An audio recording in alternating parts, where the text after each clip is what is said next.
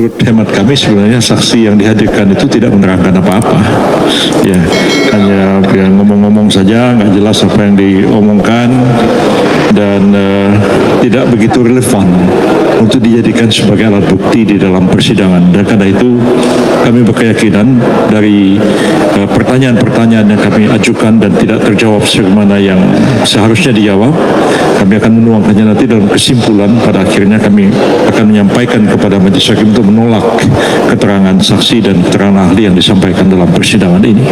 Selanjutnya silakan Pak Oto menambahkan. Teman-teman semuanya, seperti yang Pak Yusril katakan tadi itu, memang kalau kita lihat tadi, kita dengar bersama ya, ahli-ahli yang diajukan itu tidak pernah menjelaskan tentang kasusnya. Yang dicerahkan juga narasi-narasi juga dan ketidakpuasan terhadap persidangan ini. Jadi sama sekali jauh panggang dari api, ya, jauh panggang dari api. Saksi fakta yang diajukan itu lebih parah lagi. Salah satu contoh umpamanya tadi ada saksi dari luar negeri bercerita tentang bagaimana sirekap dan sebagainya, tapi ketika kita tanya ada aslinya atau tidak, nggak ada, dia nggak bisa dapatkan. Jadi dari mana kita tahu? Ya dia lihat hanya dari dari screenshot. Nah, bagaimana kita bersidang di pengadilan yang mulia ini membicarakan suatu bukti asal usulnya kita tidak tahu, aslinya tidak ada. Nah, kira-kira begitulah kualitas daripada saksi yang disampaikan. Jadi memang kita tidak merasa susah payah melihat dengan adanya saksi-saksi yang diajukan dan ahli tadi itu, kita yakin sekali bahwa permohonan ini mungkin tidak akan dikabulkan kalau berdasarkan saksi-saksi dan keterangan ahli ini. Itu yang kita sampaikan. Ini Pak Hotman. Belum Pak Hotman, sedikit tambahkan sebagai satu contoh tadi saksi ahli, bukan saksi ahli hukum yang dihadirkan di sini panjang lebar menerangkan tentang terkaitan dengan kewenangan-kewenangan pemilu. Saya tanya persoalan simpel aja, ya. Ahli bisa membedakan nggak antara sengketa proses dan sengketa hasil? Dia bilang bisa, ya. Pendaftaran Pak Gibran sebagai calon presiden itu termasuk proses atau hasil? Itu proses, bukan hasil. Kalau hasil kewenangan MK. Jadi selesai jawabannya. Kalau saya beda, di awal persidangan ini kuasa hukum 01 mengatakan Hotman akan menangis. Tadi malah saya ketawa-ketawa, lucu semuanya. Lucu karena sepertinya mereka sangat kacau balau dalam membuat saksinya. Yang pertama, mereka selalu mendalilkan peraturan KPU mengenai umur 40 tahun belum dirubah pada saat pendaftaran Gibran. Mereka lupa nggak ada putusan Mahkamah Konstitusi nomor 90 yang mengatakan boleh asal pernah kepala daerah, dan di pasal 47 Undang-Undang Mahkamah Konstitusi disebutkan putusan Mahkamah Konstitusi berlaku sejak diucapkan. Jadi nggak perlu menunggu dirubah peraturan KPU. Yang kedua, yang paling lucu bikin saya ketawa adalah tadi ada ahlinya mengatakan bahwa Jokowi melanggar undang-undang korupsi bansos, melanggar undang-undang APBN. Pertanyaannya, bagaimana mungkin Mahkamah Konstitusi memutus mengabulkan permohonan mereka dengan mengatakan Jokowi melanggar undang-undang tindak pidana korupsi dan melanggar undang-undang APBN, sedangkan Jokowi dan menterinya bukan pihak dalam perkara ini, dan Mahkamah Konstitusi tidak punya kapasitas untuk menentukan apakah ada korupsi atau tidak. Makanya saya bilang tadi, saya ketawa. Jadi begini, tadi juga misalnya ahli menerangkan bahwa satu pejabat penyelenggara negara atau birokrasi itu tidak bisa mengambil satu kebijakan berdasarkan vonis pengadilan. Nah, dia bilang putusan Mahkamah Konstitusi itu vonis dalam bahasa Belanda katanya. Pak Kaligis itu lebih tua dari saya, bahasa Belandanya jauh lebih bagus dari saya. Iya, Pak Kaligis bisa terangkan nanti vonis itu artinya apa dalam bahasa Belanda, ya. Dan putusan Mahkamah Konstitusi itu bukan vonis karena tidak mengadili orang. Dia menguji undang-undang terhadap undang-undang dasar dan dia membatalkan bunyi undang-undang, ya, pemilu, dan mengatakan bahwa calon wakil presiden itu boleh, ya, di bawah 40 tahun sepanjang dia pernah atau sedang menjabat jabatan-jabatan yang dipilih melalui pemilu, termasuk pemilu kada, termasuk pemilihan kepala daerah. Itu sama sekali bukan vonis ya.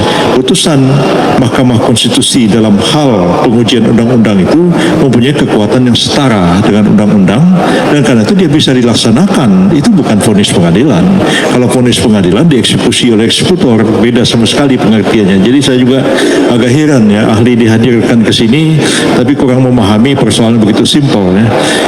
Ketika zaman dulu kita belajar hukum, bicara vonis itu belum ada ini Mahkamah Konstitusi ini. Jadi itulah pengertian vonis dalam bahasa Belanda, tapi dalam konteks sekarang sudah jauh berbeda pengertiannya. Barangkali Pak ini tambahkan, Pak Kaligis, tolong jelasin istilah vonis ini Pak. Habis ini Pak Kaligis cerita. Tadi banyak saya di kontak wartawan selalu pertanyaannya mengenai soal bansos, dan ini selalu menarik kali ya. Jadi soal bansos tadi itu sudah dijelaskan persidangan. Ada ahli menceritakan tentang teori pork barrel, di mana dalam teori ini katakan bahwa ada upaya menggelontorkan suatu dana kepada masyarakat untuk pemilih tertentu. Lantas saya tanya dalam persidangan, ini kan bansos kan dibuat dalam satu undang-undang. Kalau dibuat dalam satu undang-undang, berarti yang terlibat di sana adalah pemerintah dan DPR. Nah, kalau DPR terlibat, di sana semua ada partai politik, ada PDIP, PKS, Demokrat, Gerindra, Golkar, Nasdem, semua ada di sana. Artinya, ketika undang-undang ini dibuat, semua partai politik yang terlibat dalam pemilu itu menyetujuinya. Ya kan? Nah, pemerintah dan Pak Jokowi dituding-tuding sekarang salah. Saya tanya dalam persidangan tadi, kalau presiden atau pemerintah melaksanakan undang-undang tentang bansos, salah nggak? Ya dibilang ya memang wajib dilaksanakan undang-undangnya. Loh, kalau sudah undang-undangnya harus dijalankan, kalau bansos harus dijalankan, atas dasar apa bisa menyalahkan pemerintah dalam hal ini? Jadi kami melihat di sini, sekiranya nanti menteri diundang, mudah-mudahan juga diundang oleh Mahkamah Konstitusi, saya kira akan lebih jelas lagi bahwa apa yang mereka dalilkan soal bansos itu sama sekali tidak terbukti untuk kepentingan dari 02, tapi itu adalah kepentingan masyarakat yang didasarkan pada undang-undang yang disepakati bersama oleh semua partai yang ada di dalam peserta pemilu. Itu aja. Pak Jaligis. Satu terakhir dari Hotman. Hari ini terungkap bahwa 01 itu tidak pernah melakukan audit forensik resmi atas Sirekap. Ya, jadi mulai hari ini kalian jangan pertanyakan lagi soal Sirekap. Sirekap itu sah. Karena mereka ternyata hanya riset-riset pribadi dari yang mengaku ahli. Agar sah di mata hukum harus dilakukan audit forensik resmi terhadap Sirekap. Itu tidak mereka lakukan hari ini. Makanya saya semakin ketawa terus lihat mereka berdalil-dalil. Apalagi Pak Bambang, saya dia ngomong gua ketawa melulu.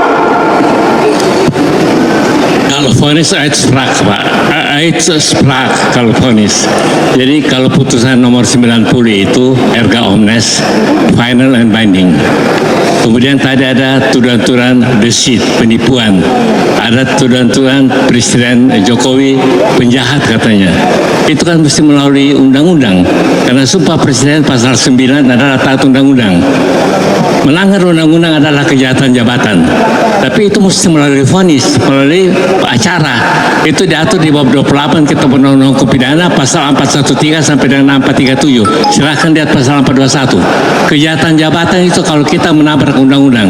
Ini mereka sekali lagi cuma omong-omong. Terima kasih. Oke.